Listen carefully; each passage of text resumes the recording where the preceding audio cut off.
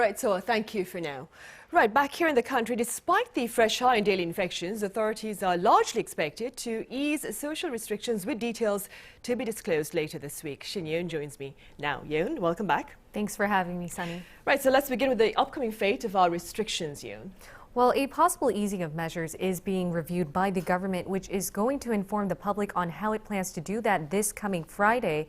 The rules most likely to change are the 6-person limit on social gatherings, which could be increased to 8 people, and 9 p.m. restrictions on the operating hours of cafes and restaurants, which could be extended to 10 p.m. And Prime Minister Kim Boo-kyum, in his comments on Wednesday, appeared to back this move. He apologized to the public for the hardships they've had to endure and laid out the government's top priorities in the drafting of new guidelines. Take a listen to what he had to say. We will try to contain Omicron with new measures while alleviating as much economic and social damage as possible. Right, yeah. Now, in response, I hear small business owners are saying the planned ease in restrictions fail to address their current hardships, right? That's right. That's why on Tuesday, hundreds of small business owners filled Gwanghwamun Plaza in central Seoul to make their voices heard. They protested the government's social distancing measures, specifically the gathering cap and limits on operating hours. They said these restrictions are threatening to destroy their livelihoods. Because we can't serve at night, we're living off what we make during lunchtime. Customers leave before 7 p.m. due to social distancing measures. We're losing motivation and hope. So on Tuesday, a total of 10 organizations representing small business owners joined the protest.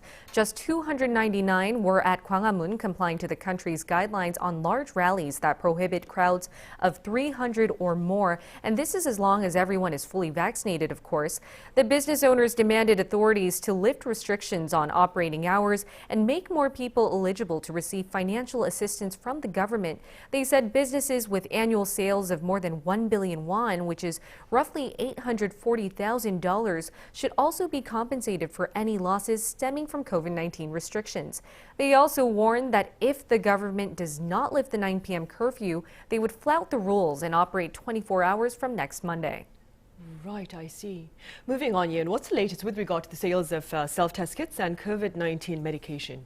Well, Sunny, as of this Wednesday, authorities have completely banned the online sale of self-test kits.